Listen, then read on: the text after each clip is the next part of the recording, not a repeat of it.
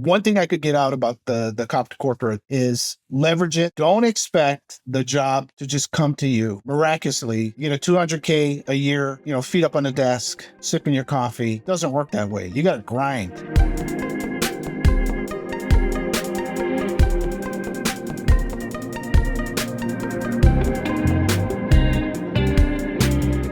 Welcome back, everybody, to the Safety Gap Podcast. I'm your co-host, Cassidy. Karen's with me today. How you doing, Karen? I'm great. It's Friday. It's good to see you. It's Friday. Karen's at home. Travel this week? I did not, Cassidy. I've been home for a couple weeks. Brian, you learned that if you watch the other episodes, I'm usually traveling. And so Friday I'm home and I share about where I've been. I've been home and it has just been lovely. So, speaking of our guest, Brian Tuskan. Brian, welcome to the show. Thanks for having me on. Excited to be here. So you're the Chief Security Officer at ServiceNow. I have that correct, right? That's correct. We're looking forward to this conversation. The way we usually like to start this is to jump in on your background. And I think what our audience will find, fascinating is the journey that you've gone on from, being a police officer into the Chief Security Officer and that evolution. We have, as Karen knows, about 40% of our company has come from public safety into the private sector. And so I think, the journey you've been on and the stories you have to tell will be quite interesting to the audience. So I'd love you to start with just a little bit of your background. So I grew up in Hawaii. So my grandmother's Native Hawaiian, and I grew up in the islands. Loved it there. Love the whole surf culture, the beach culture, just the island life. I got into law enforcement early on. Worked for the Honolulu Police Department. Spent 4.5 years there. Did all kinds of cool stuff, but the cost of living was outrageous in Hawaii. It was paradise, but it was just hard to make ends meet. I had 2 little children, and I heard about opportunities in Washington State for lateral police officers. So they would take someone from an accredited agency, and then you could just come in as a senior officer. So I put in a bunch of applications, went through tons of interviews, and I got 2 offers. I took the one with the Redmond, Washington Police Department. So Redmond is a suburb just east of Seattle, and I was a cop there for 8 years. Now, when you joined in Redmond, Redmond's also home of Microsoft. What was the time frame around that? Like when I think about Redmond, and I was just there a few weeks ago, I think, Microsoft campus, et cetera. But like when you started, was that the case? Were they there? Like, were they big? Like, I just love to give some context of like when you were there versus like the rise of kind of Redmond, because Redmond right now is like a big suburb. And so was it a big suburb when you showed up? Yeah, it was pretty big. Microsoft at the time, I believe in 1993, had about, 25,000 employees. They had a fairly big footprint, maybe 3-4 million square feet of campus space within Redmond. So I started off in patrol, and my patrol district was the Microsoft campus. One officer. It was called the Ocean District. It is crazy when you think about law enforcement, especially for active threats, active shooters. You really have limited police presence, and it's all about response and mutual aid and all that kind of stuff. So I loved being in patrol, but I guess I had that look, that face, and not too long after being in patrol, I was asked to go and work undercover. So I went and was part of the Eastside Narcotics Task Force. It was a group of 5 agencies, and it was run out of the Bellevue Police Agency. And we did all kinds of high-end narcotic cases with federal agencies. I did that for 2 years. It was a blast. And then after a 2-year stint, I went back to patrol, and there was an opening in the detective division. And so I put my name in. I was fortunate to get the nod, and I, in a smaller department, detectives do everything. So I got to train on from evidence collection to, interview, interrogation, doing major cases. There weren't a lot of homicides and major issues, but there were in that small city. So I got to do really cool stuff. And then I was somewhat tactical. I was a guy that knew how to turn on the computer. Actually, I was a little more technical than that. So every case that happened at Microsoft, it would always fall under my desk. So I got to know a lot of the corporate employees that needed assistance and their corporate security department. And so that was kind of my segue to learning about corporate. But what got me over the hump was a case investigation that involved organized crime. It was a theft ring that was burglarizing the Microsoft campus, and they had a huge impact because they stole a lot of laptops and PDAs. And I tell the younger folks out there, think of a cell phone without cell phone capabilities. That's what a PDA is, personal digital assistant, PDA.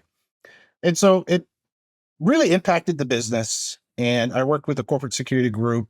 A couple of months, was able to do a few search warrants, made a bunch of arrests, and ultimately the FBI adopted the case because it was that big. They had, interstate transport of stolen equipment or whatnot. And then I guess they got me noticed, and Microsoft wanted to build a team of experts for investigations, and they brought in FBI, NYPD, and they wanted a local. So I got, a chance to interview, and I left mid-career, which everyone at that time thought I was absolutely nuts. Why the heck would you leave, very solid government job with benefits to go work in the corporate sector at will? For those of you that don't know what at will is, at will employment is at will. You can get whacked and let go for any reason at will. And I was just like, I feel like it's destiny. I should be here.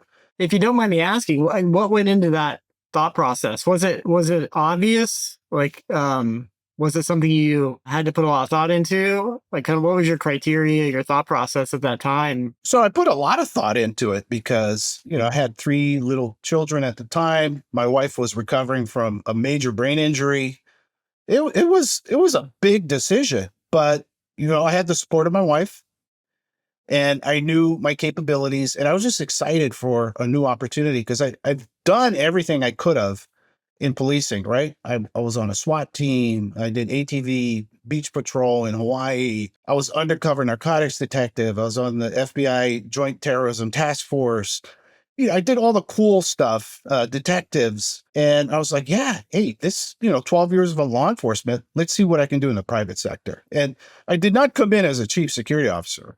And I want to be clear. I came in as really a senior investigator. I was just happy doing that. I love, solving crimes and just following leads. And when I interviewed, I really wanted that job. So when I give advice to people, I tell people don't go in half-baked. If you're going to interview, go in 100%, not even 99.9. You got to go 100%. And I got the job, never looked back.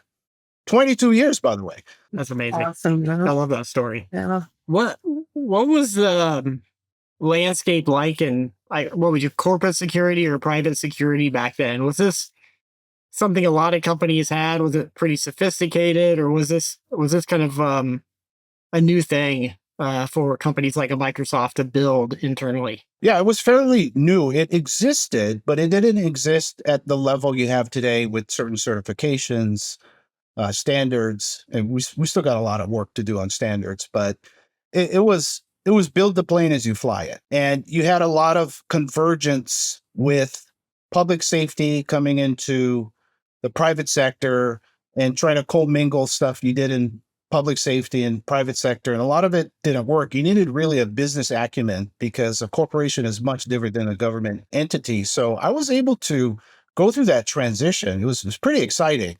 And the ones that succeeded were the ones that were innovative, that had a growth mindset, that weren't really fixed in their ways.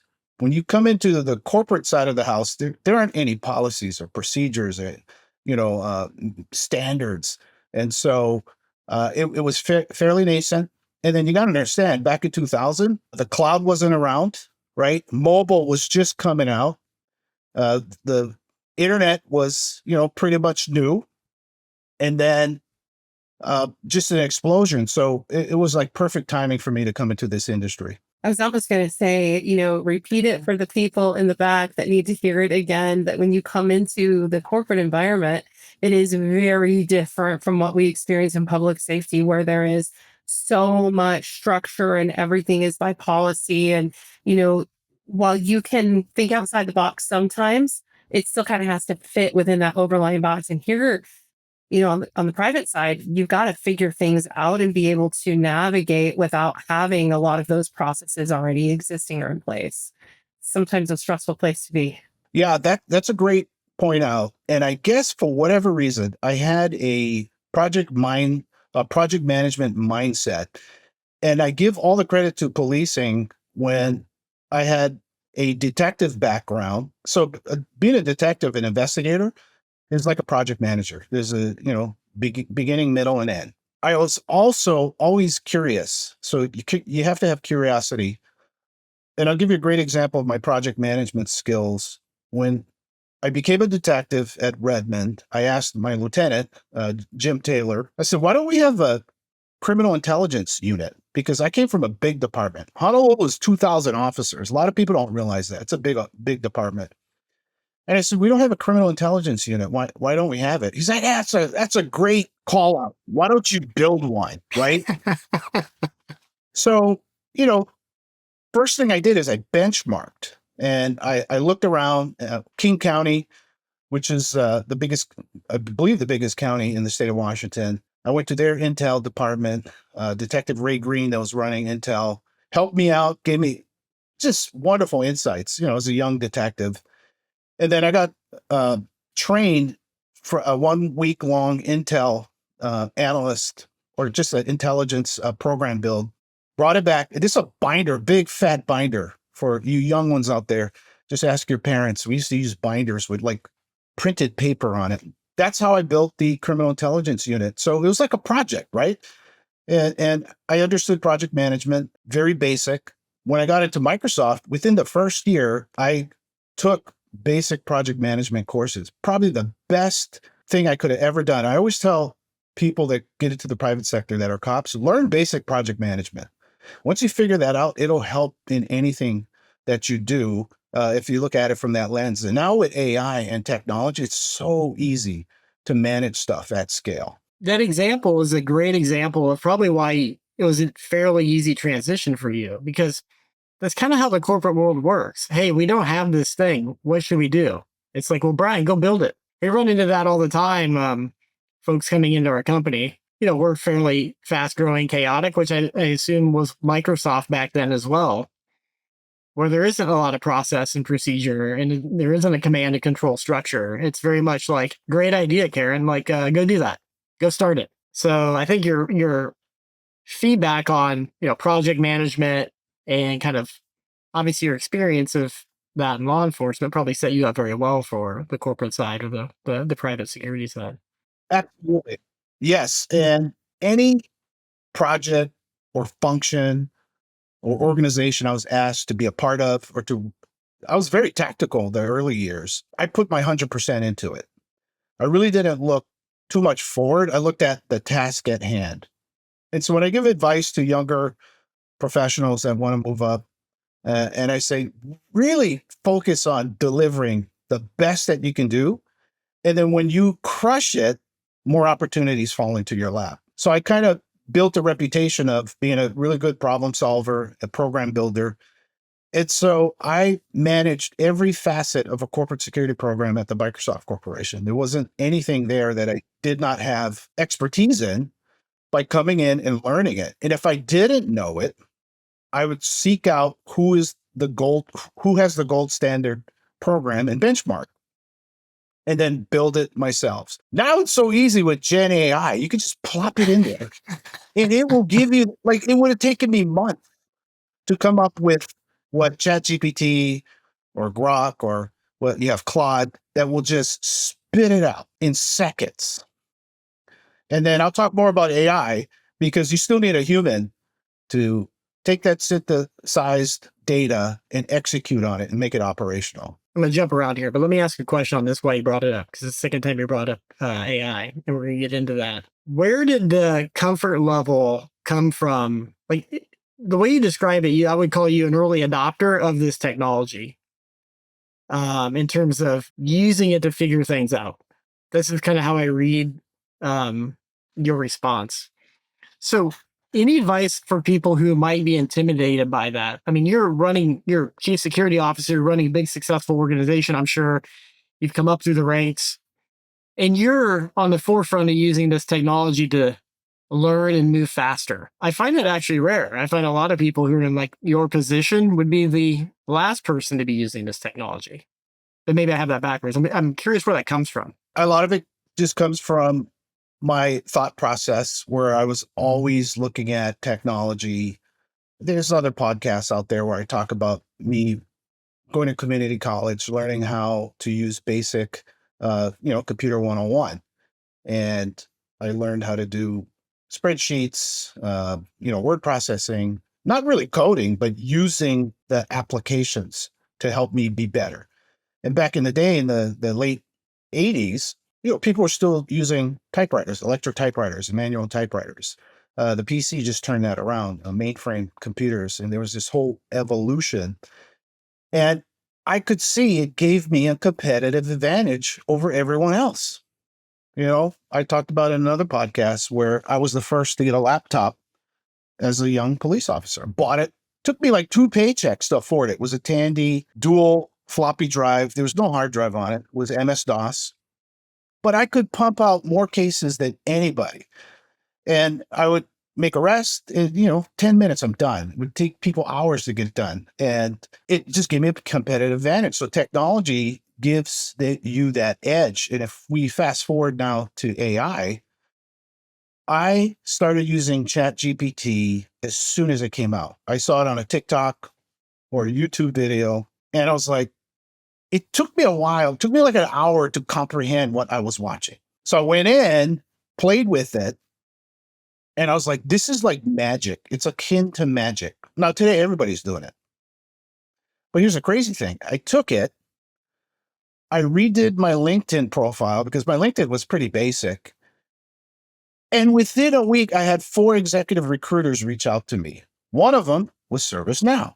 And I asked the executive recruiter, Stephen Taylor, I said, how'd you find me? He said, we loved your LinkedIn profile. I'm like, oh, okay, thank you. So literally, thank you, Sam Altman, ChatGPT. But everybody's doing it now, right? The differentiator, everybody's doing it. You get the prompts or whatnot. But I was an early adopter, and it really helped me. It helped me upgrade my resume. I didn't even have a resume. Recruiter reached out to me and said, hey, give me a resume. So I learned how to use all of the hacks that they have where you synthesize your resume to map to the job description. So when you read my 2-page resume, it's like, man, this guy was made for this job. Now, it wasn't made up because I had all of the qualifications. But you also got to understand every interview I had tons of interviews for this job. Everyone, because I have a background in investigations, I did like a dossier on, learned about their book of business, what their interests are, and I framed my questions to every person I spoke to. So if you're speaking for somebody with finance, you're talking about bottom line. You're talking about revenue. You're talking about 10K reports, risk. You're talking to legal, you're talking about legal risks, right? You're talking to HR, you're talking about employee experience, right? It's just knowing your audience. And a lot of advice I give police officers or police executives looking for jobs out there, don't just make one resume and blast it to like 30 different jobs and then complain why you don't get a call. That example in feedback for officers that you just said could go for anybody looking for a job now. In fact, I don't know how many people I've probably interviewed multiple people in the last few weeks for our company. And I can tell right away they're not doing what you just recommended. Yes. And they should be. I mean, the barrier to doing that is so low. So that's great advice. I was going to say too, that is a lost art because I remember just even applying for public safety roles, and the advice given to me at the time was like, go and do your research, learn about the organization, and even for the next job inside of that organization, do your research, figure out who you're going to be working for, who you're going to be working with, what are their goals, like, if you're looking at a department. So I just feel like that research and that curiosity, as you mentioned earlier, Brian, sometimes it's lacking. And then you just leave out so many opportunities that could be right in front of you. Yeah. Could I add one more? You could do all the research. I can pick up. I'm pretty intuitive when somebody's, I do a lot of interviews too. and they'll drop some stuff, and I'm like, okay, this person did their homework. But I'm more interested in their body of work and how they can help me and the impact on what they're applying for. And it's so easy to see who is a cut above the rest. When you do like 10 different interviews and you go like, this particular person is far superior than everyone else that I interviewed in every which way, because they articulated how they solved the problem, or they had a particular issue they dealt with, and it was specific to the job they're hiring for. I'll tell you where a lot of cops have problems, and I posted about it. Got some memes and Uncle Rico memes from your Napoleon Dynamite fans out there, where I have Uncle Rico dressed up as a cop. I used to run K9. I used to jump out of helicopters. Nobody cares about that, right? They want to care if you're a project manager, or your business development, or that you're going to do that job. Yeah. If you're doing something in public safety, you want to have that secret handshake, right? If you're in the field with law enforcement, if that's your customer, that's only going to get you so far.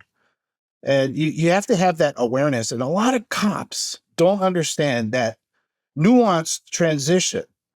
Just because you're a cop now doesn't mean you're going to be a perfect fit in the private sector. And there's a whole learning curve. But cops make really good private sector security professionals, and even outside of security, HR, there's a lot of cops that do finance stuff. Completely different from security. I focus really on the physical safety and security industry because it's gigantic. There's so many jobs you can do. So I have to ask then, what is the biggest transition you found? So you have your nonprofit, cop to corporate, the podcast. You've been this has been something that you've been passionate about for 20 years. What is the biggest obstacle from public to private? Culture, right? You got the cop culture, whether you're municipal, state, local, federal culture, it's that cop culture. How do you come across? Like, there's one telltale sign. I interview somebody and I go like, yeah, you don't come off as a cop. Everybody that's a cop knows what that means. Everyone's spouse knows what that means. Okay, where you just so copish, stand off, you hate everybody, you don't trust any humans. I'm sorry, right? You gotta integrate with the civilians, right? Because the civilians are running the show. And some of those civilians are former cops and they made that transition. You cannot just come in and expect a private sector corporate entity culture to adapt to your cop culture. It's the other way around.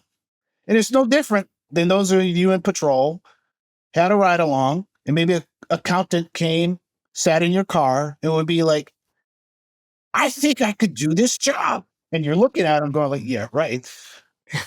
Thing. Cops coming into the private sector and be like, you guys are just a bunch of Paul Blart mall cops or whatnot. Well, let me tell you, yes, security guarding is a very important component because that's the first line of defense. Security guarding falls under my remit. But you also have in our industry, evacuation, kidnapping, ransom. I mean, cops also get intoxicated by being the center of the universe of their city, of wherever they work at.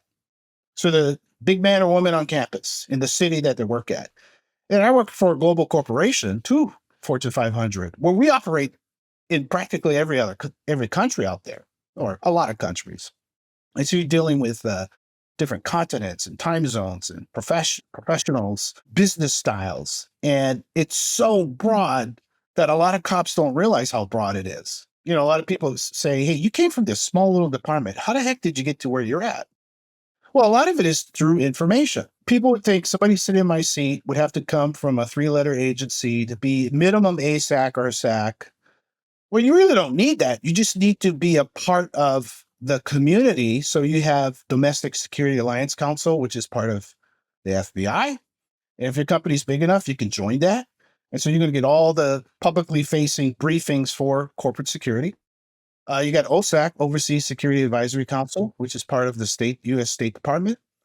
And it's specific for US based companies that operate overseas. So a lot of my team are a part of that. You're already part of this huge ecosystem. So a lot of, high level 3-letter agencies or chiefs or whatnot, they're just like, wow, hire me because I know so and so. Well, I know so and so too through these agencies, right? It's an equalizer. You alluded to this a little bit on ServiceNow and like the global reach and so forth. What is the job? Like chief security officer, what's the remit? What do you do every day? I'm just fascinated by this. And so if, think about our audience on the public safety side, you're curious about this. Would love you to kind of elaborate on like the totality of it within at least the company you're at now. Sure. And I will kind of put it in terms so police or law enforcement can kind of understand the parallels. So global safety and security. So anything safety, occupational health and safety related, and then the security piece. I oversee executive protection. So if you were with the U.S. Secret Service, it would be akin to a private executive protection service. Diplomatic security would be very astute in that. If it's local law enforcement, if they have a dignitary coming in to town, you have motorcades, you get all that kind of stuff, which is really big, and you have a lot of resources for that. In the private sector, it's very nuanced. It's just dependent on situations, and you've got certain flights, charter flights, private flights. How do you get a principal or an executive to a certain location safe? And we've all seen what happened in New York with the United Healthcare CEO that was assassinated, and then there were like hit lists that were put out on other CEOs and stuff. So it is a concerning area. So that's one section. You have an investigative entity, workplace violence, threat management. How do you have teams that can ensure your employees are safe? State of California, where I live, has SB 553. It's a state regulation. It's a law that requires you to have a robust threat management, workplace violence training, and program in place. So it's really progressive, much needed. How do you prepare for active threats? When people think about active threats, it's more than just the active shooter, which gets the most press, but somebody could come in with a knife, somebody could be all that kind of stuff. That would be a response mechanism from operations. So security guarding would do that. Some people have armed forces because let me tell you, you can call 911 and it's a crapshoot if they're going to show up, right? Because policing is very limited. So sometimes you have to just be prepared to deal with the problem on hand until the cops show up. So that would be security operations. The investigative part I talked about, threat management, workplace violence, investigations, insider threats, right? This is where you get into the intel field. Intel is huge in the private sector. They have OSINT, which is open source intelligence. And there's all kinds of tools out there. And I believe I read a study, I think it was done by the Wall Street Journal. Only about 1% of the intel you got out there is like top secret.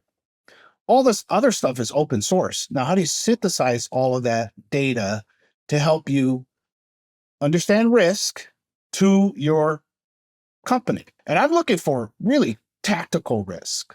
I don't need to understand broad geopolitical risk or what they're doing in certain countries, specifically at a broad geopolitical.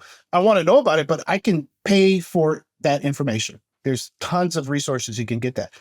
I just want to know if there's going to be a risk or impact to one of my offices, to a travel, from a natural disaster perspective, for business impact. And it's about continuity of business, right? Because we are a Fortune 500 company. We're a for-profit company. We have customers. We have to ensure the continuity of that business. So if it's man-made or natural disaster, do we have the continuity of that business? Now, I used to own business continuity and that part of the risk. And now that falls under the information security side of the house, but we're a contributor to that. Another function would be event security. So I'm based in Santa Clara. I know the Santa Clara Police, and they have the the 49ers there in that stadium, where you have big venues, and a lot of cops got event security background, and they would make perfect event security in the private sector. So that's one section there. 911 dispatch. We have global security operations centers, 24/7, that operate 24/7, just like a 911 dispatch, where you're dispatching officers. And we use technology where it's push to talk, where you can dispatch an officer anywhere in the world on a mobile phone, just like a radio. So I can talk to anybody on my team in India, in Europe, right now. I could just click a button. And so that would be the 911 equivalent. And I went over investigations, threat management, event security, executive protection, the GSOCs. I'm probably missing some others, but compare it with the law enforcement. Every law enforcement officer out there with a base police academy who graduated can add value into this industry. And there's thousands of jobs. Just go on LinkedIn and just type in whatever you're doing, or actually use AI, go into ChatGPT or whatever your favorite Gen AI is, plop in your credentials, then ask it to map it to a private sector position out there. What would be an ideal position for you to look at? Don't just call me 2 weeks before retirement and say, "Hey, can you hook me up with a job?" And I get this all the time. And I'm just like, man, let me send you a post I wrote about that. I tell people to prepare at least 2 years ahead. Do you find that when some folks reach out to you in their transition that they have a hard time no longer identifying as a law enforcement professional because we become that person instead of the job that we do, and kind of that mindset shift into, I'm civilian, there's a bunch of us and I'm doing my part here, but it's not who I am anymore. Yeah, that's one of the hardest things to shed: the gun and badge, the persona, the identity. And I usually just tell cops, spend 40 years, retire, and go fishing. Because you will never get that same level of excitement as a cop. But if you want to get into the private sector, you're going to have to transition into a corporate mindset. You have to shed the wall. When I used to do my podcast, used to have a brick wall behind me. And that's the wall. That's the wall we put up as cops, because you're just hands off. And especially when I was undercover, I couldn't tell school. I'd show up just looking horrible, right? And people would just be, man, who is this guy, right? But I'm undercover. You have this wall up. It's to shed it, it's going to take time. So one piece of advice: get out of your cop circle. A lot of cops just like hanging out with other cops, talking about cop stuff because you're comfortable. For all you spouses of cops, you know what I'm talking about. None of them want to talk to your regular friends. And if they do, it's all about cop stuff. So try to join. It's really hard, but something completely out of the cop sphere, and look at what civilians do, right?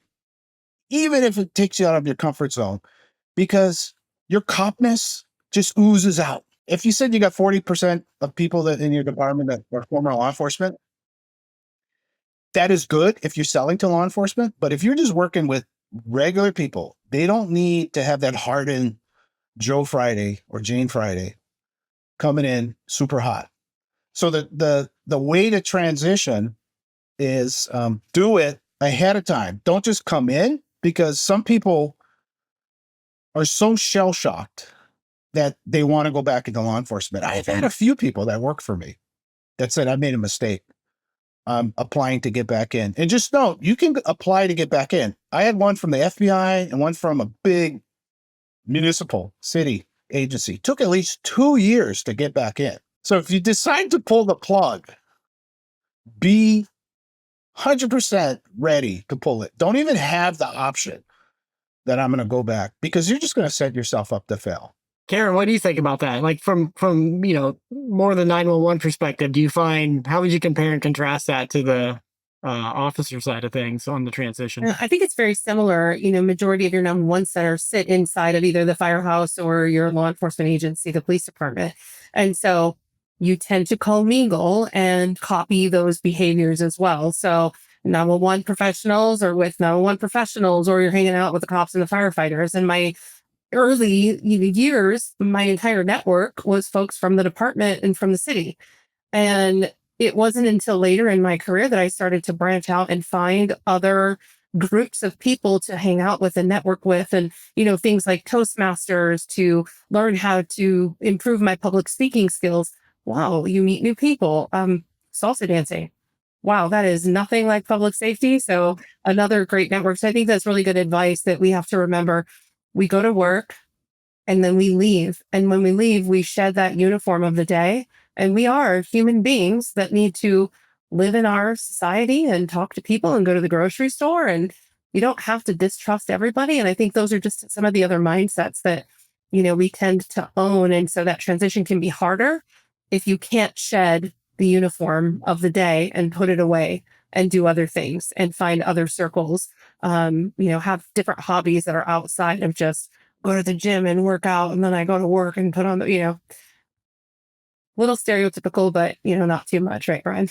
Brian, let me jump back into you. You were going down the path of explaining, obviously, global operation. You have folks around the world, and you started elaborating on some of the technology. I would love to hear kind of like how does AI and some of the state of the art permeate through private security today? Like what do you use? What are you looking to use? What's the role of AI, robotics, etc. In this space? Yeah, great question. So when I got recruited to ServiceNow, the team, they had a corporate security team, but it was really in its beginning stages, and they needed an executive to come in. So this was a new position, was a VP position. And my marching orders was to mature the program to best in class. And there's really no book out there to say what best in class is. I think I know what best in class is. And it's a mixture of, having the right people, the right processes, and the right technology. People, process, technology. I had this vision from the beginning. So if people go connect with me on LinkedIn, look 2.5 years ago when I first started, I posted what my vision was going to be when I took this job. And it's finally coming to fruition. And the AI piece, if you think about it from an operational perspective, if you look at policing, it is pretty standardized. It's been the same for eons. If you go to the International Association of Chiefs of Police, they move at a glacial speed. And part of that is just because the job is so critical. You're just going to do things the same way over and over. And that's why reform is super hard. But in the private sector security, there's really no guidebook or rule book. So I've created a philosophy called the Silicon Valley security model. I don't want to call it the ServiceNow security model, but that's what I built here. But I'm calling it the Silicon Valley security model because that's where I'm at. And it's less about a labor-heavy environment, because cops is like whoever's got the biggest army wins, right? Everybody has to have more and of staff and all this kind of stuff. And I'm looking at, well, what is the best use of resourcing? So to stitch it all together, I'm going to tell you what I did. I looked at the people, and in the physical security, why it gets such a bad rap and why cops don't even want to talk to security officers, because the security officers, the Paul Blart, will come up to you and go, hey, what kind of caliber gun are you wearing, right? And it's just like, man, I don't want to deal with you. And it's just because the industry has become commoditized and they have very little standards. Most security officer requirements in a state, you just need a guard card, maybe an hour or 2 hours of training, maybe CPR training. No fitness standards, no nothing. Here you go. Here's a radio. Here's a uniform. Go stand in that corner. And the industry being so commoditized, it's basically, well, we come up with this model. You need 2 guards per corporate building. So like 3 to 5 story building, you need 2 guards per building. That's kind of the standard. Or maybe go to 1 guard per building. Unarmed, just walking around, shaking doorknobs. So I came in and said, do I need all these guards? Or what if I consolidate and maybe get 2 elite level guards with physical fitness standards that I put into my requirements and in my contract, which is required. You can do that as a the customer saying, hey, I want this minimum standard. I'm pay you more too. And then you have a certain level of officer that is higher and elite. As I told you, if there's an active threat that comes on board, can they address that threat before the cops get there? And that's all I'm going to say on that. And then you have the right processes in place and training and technology. So we deploy a AI-enabled camera system that can find all kinds of suspicious activity and anomalies and weapons that can immediately text the elite force that somebody is coming in with a weapon. Somebody is coming in that is highly suspicious. Somebody slipped and fell. And instead of, you look at movies and you get the security guards sitting in the operations center looking at 100 screens, and they're the ones that always get killed first, by the way, in the movies. No one can watch that many screens. Technology is what's going to tell you what the risk is. And AI has not only helped us save money, it helped us through hours of reduction of people just looking at stuff. It can give you a precision response. So now we have AI that tells us here's the risk, how to address it. We also have AI-enabled access control. And then we are deploying AI-enabled robotic dogs to do like midnight patrols in areas that we don't want a human to go through. The humans could stay in the building. The AI-enabled dog can go out and do the patrols. They can have heat sensors. They can identify risks and whatnot. And then it's a whole process and protocol operationally. We have a global security operations center that is remote, covers all of our buildings. And like I said, we have a dispatch where they can talk to every officer, push to talk. And so it's a very seamless model, physical security model, very lean. And I didn't ask for more money to build this. I just repurposed low-level positions into investment in technology, into strategy and process, and rolling out this Silicon Valley model that I have today. How was this received? Because I assume as you come in and you build this model, you're going to your leadership team, your management team, and you're saying, hey, here's how we've done it. Here's how we're going to do it. I imagine as a technology company, they were like, this is great. But maybe they also were skeptical of the change. Like, how did that go down? Because you're fundamentally changing the status quo. It was pretty easy because I had run a very lean team at Microsoft. And we weren't using AI to how we're using it now. So I was saying, here's the baseline model. It worked fine for a very similar company, much bigger. But I also came in with data. So I had data from the FBI active shooter report, I had data from the US Secret Service on workplace violence and threat management. And you use data to identify what the potential risks are and how do you prevent this. And so well over a year ago, 2 years ago, I presented risk profiles of why I wanted investment in stuff. And then you see all these things happening. The United Healthcare event, the Midtown Manhattan shooting that just happened, right? I had everything prepared before all of this happened because it was based off of data that said these will eventually happen. Now you have a lot of security leaders out there scrambling because they're saying, hey, what are we doing to invest in XYZ? And it's just about being prepared. So I basically delivered what I was hired to do. I was going to ask you about these recent incidents. I mean, and you mentioned maybe a lot of your peers are scrambling. What's been the conversation in kind of the boardroom or the executive management team around these incidents? Is it maybe in your case you're already prepared, but I assume there's a heightened level of concern here. Or just take us inside a little bit of like what happens when you see that on the news, and then how's that translate to your conversations you're having internally or with your peers? I'll split it. I got great support from leadership.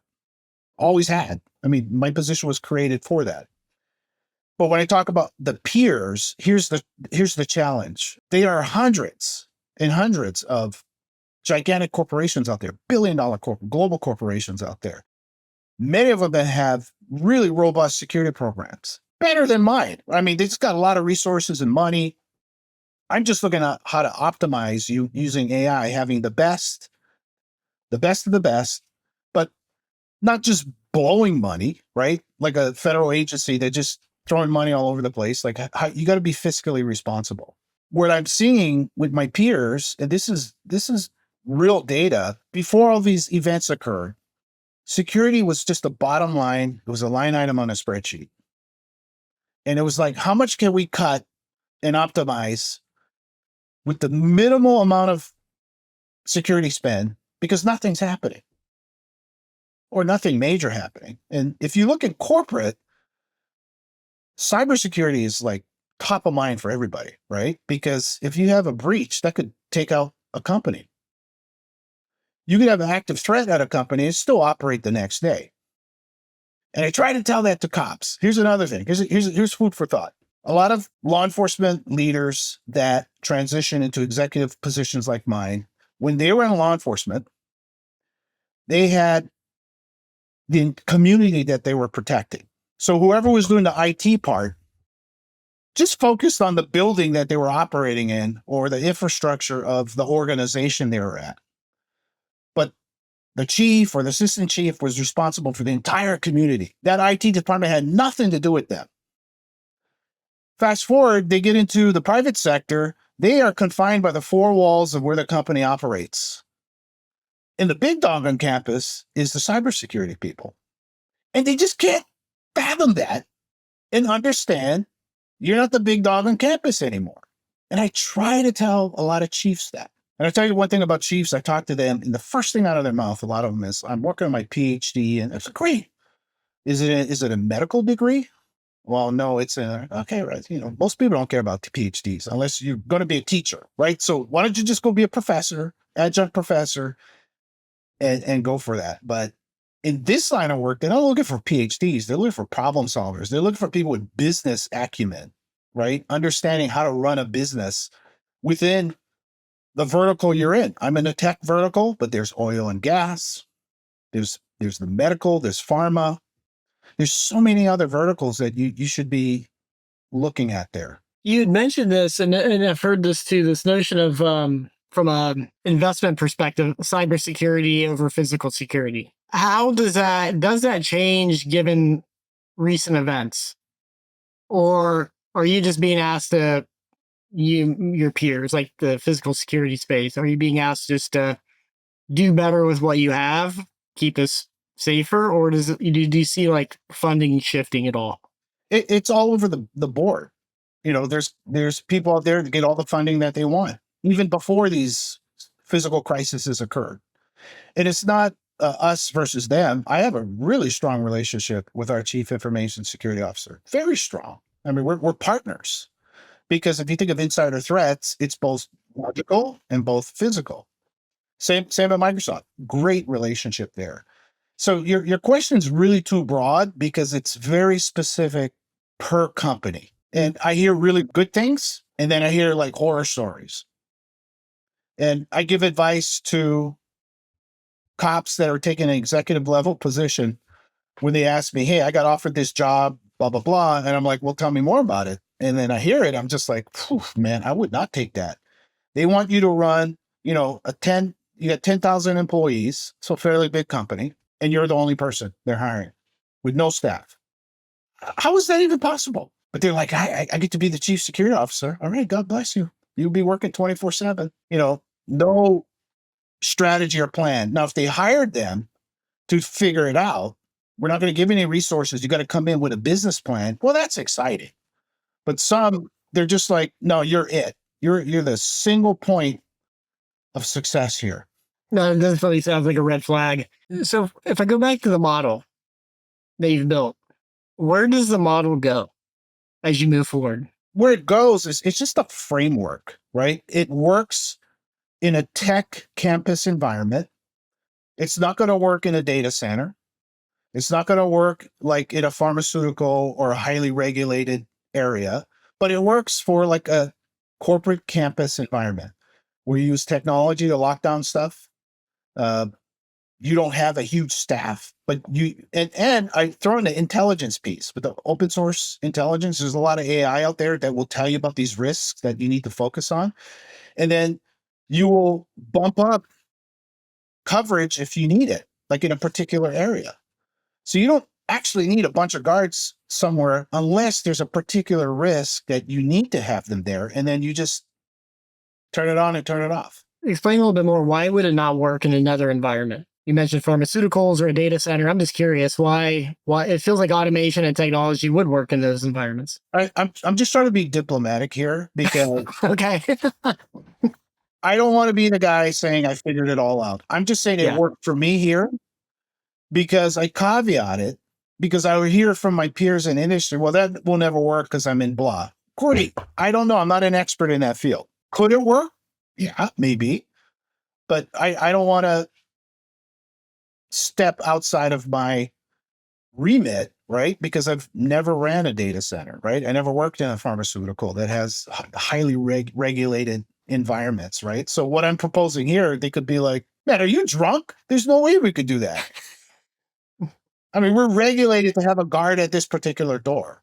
So I want to be sensitive to that. But what I'm telling people is just because that's how you did it all these years, maybe think outside of the box. Where do you see yourself in 3 to 5 years? So it feels like you got the system, things are going well where you are. Maybe take this 2 parts. Like where do you want to be in 3 to 5 years? Where do you want to see your kind of industry in 3 to 5 years? Me personally, I see myself in ServiceNow 3 to 5 years. And then where I see the industry is AI is going to change a lot of what we do, but a lot is going to remain the same also. You're going to, unless Elon gets his Optimus robots to replace guarding, you're going to need a human there. You're going to need a human to escort somebody out. You're going to need a human to go up to somebody and say, hey, do you have a badge, right? So that traditional physical security you still need. You need humans in the loop. Where I think it's going to really accelerate is the optimization using AI to quickly gather information and data. So I'll give you a great example. When I came to ServiceNow, created an intelligence team, and I told my new hire, leverage AI. And I tell you, analysts are the worst to accept using AI because they want to be one. All they're doing is Google searches. No one's going to the library and reading something. So if you do Gen AI, it'll pull. Nowadays, it's so crazy how quickly you can get information. Use it. I'm not trying to make someone lose their job. I'm trying to say whatever you work on, make it the highest priority to the risks that we're trying to prevent instead of just doing all this busy work. Have the AI do the busy work. As we wrap up, to your point on this future, how does this impact what you look for in folks that you hire? So you're very forward in AI, very forward in technology, problem solving, project management. Like, how do you suss that out of folks who may want to work in your organization in terms of they have this skill set and this kind of innate grit, curiosity, etc.? So that's a great question. And because I have such a small organization, it's not a gigantic org. I don't have early in career roles. Everyone I hire is a senior manager or director level, because I need somebody that can come in and run programs and not be told what to do or handheld or guided or coached. So I need these senior level security professionals with this skill set, and they program manage. And we use a lot of contracting work, the doers. So the hardest thing is getting someone to come in and look at it holistically as a program, understanding you have to be tactical in certain areas, but you have to be strategic and you need intuition. So I need people to just come up with ideas and get stuff done and not look at me to solve their problems. Because I've been doing this for a long time, and I'll take a step back and go like, well, I would have done it differently. But as long as we get to this end state, took you maybe 10 steps, it would have taken me 3. I'll coach you on how to make it do it in 5. But I want senior level people in my current organization today. And then if we have, very limited intern positions, then that's how you do early in career or contract positions. I like to end with like a couple questions. One being anything that you wanted us to ask you that we didn't in terms of, the future, your career, cop to corporate, etc. Yeah. Why don't we just conclude on cop to corporate? I started cop to corporate because when I left law enforcement in late 2000, everyone thought I was nuts for doing it. But then when they saw me thriving at Microsoft, a lot of people were like, hey, I want to come work there. And I'm not talking about retirees. I'm talking about people quitting mid-career and saying, I'm going to give up my pension, but I want in on whatever this thing is. And I was spending so much time counseling and coaching that I was like, I had an epiphany. I think it was 2008. Everyone's asking the same stuff, no matter where they're at. They were either an early exit, they were mid-career, or they're retired. They all ask the same similar things. Why don't I just blog about it, put it up there for free, and then when people ask me a question, go read this post. Do that. So I was able to reach thousands. I'm almost at 85,000 followers on LinkedIn. And it's a community, it's a network. So the nonprofit, self-funded, by the way, because us, men and women in blue, little tight on the pocketbook over there. So I self-fund it. It's fine. It's really to create this network where I'm not the one with the good answers. I just have experience. I was a cop, and not just like a run-of-the-mill cop. I did patrol, I did SWAT, I did all the cool stuff, detectives. Then I got into the corporate world at all the low levels and worked my way up to the top. I do the hiring. So I understand that, like, I got like 30 years compacted in me. And my website, it's called cop2corporate.com. And then my LinkedIn page, if you spend time on there, it will walk you through how to be successful in the private sector. And then you can connect with the 85,000 people that are on there. Thousands of them made the transition, and thousands of them are happy to help you. If you reach out to me and say, hey, can you coach and mentor me? I can't. I just do not have the time. But to pay it forward, the ones that I helped before, I tell them, hey, help this young agent out, or this person retiring. And so if one thing I could get out about the cop to corporate is leverage it. Don't expect the job to just come to you miraculously. You get a $200K a year, feet up on the desk, sipping your coffee. Doesn't work that way. You got to grind and get into it. What I love about that is, we often hear people talk about paying it forward, but not do something like this. And to set this up, and I've listened to the podcast, I've gone through the website. 85,000 followers on LinkedIn is no joke. So I think you do have quite an interesting history of making the jump when you did, and then rising through the ranks. And it's great that so many people have learned from that. So I, for one, appreciate what you're doing. I really appreciate it. The last thing I want to put on that is cops get a bad rap. There are bad cops out there. Very little, like less than 1%, but they make everyone else look bad because of the stupid things that they do.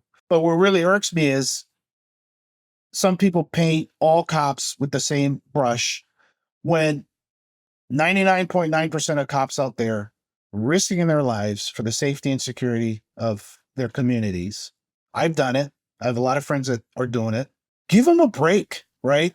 And accept them. A lot of people do accept them into the private sector, right? Give them a shot, give them a chance. It's no different than veterans. But the amount of money, veteran resources that they have out there from the US government, from NGOs, I believe Cop to Corporate is the closest to an NGO to help cops, because there's nothing out there. There's, a few people selling services out there, but there's nothing out there just giving out free information on how cops to transition. And I really wish there was more investment at a federal level, and I'm talking US specific, to where cops could get similar resources as our vets. And don't get me wrong, vets have it hard too, getting benefits and all that kind of, a lot of homeless vets, suicide's really high. My heart goes out to the vets, but suicides are higher in cops too, right? So that's my passion, helping the men and women in blue. Appreciate you for saying those things as well. I come from a veteran family. My husband spent 28 years in the military, and I've surrounded my entire life with folks in law enforcement and continue to serve that community. And appreciate the shout out that you gave to them. They are really great people, great humans who are, serving our communities each and every day and literally putting their lives on the line. So give them a chance. We did recently as well with one of our new hires who spent 20 years as a police officer in one of the major cities. So truly believe that they can add value to your organization, give them a shot. And for those of you out there seeking career opportunities, check out his corporate site and get some free resources there. Yeah, Brian, appreciate everything you do. For folks who want to follow you, I assume LinkedIn's the best place. Yeah, so you can follow me personally, Brian Tuskan, or go to Cop Corporate if you're in law enforcement. That's the better page. It's 2 separate pages, and happy to help out, virtually through what I have on there. And if you have any topics, throw it in the comments. I do read all the comments when I post something or we post something out there. And the most recent post, we're posting about some haters out there that said cops can't be successful in this industry. And that's ridiculous. Well, then I just repost something. I go like, hey, it looks like Apple didn't get the message because they're posting an executive protection role and they require law enforcement or military background. So it's just like, support men and women in blue. Agree. Thank you. Love it. We'll put that in the show notes. Thanks again, Brian, for your time. Appreciate it. And thank you, Karen. We're out. Take care.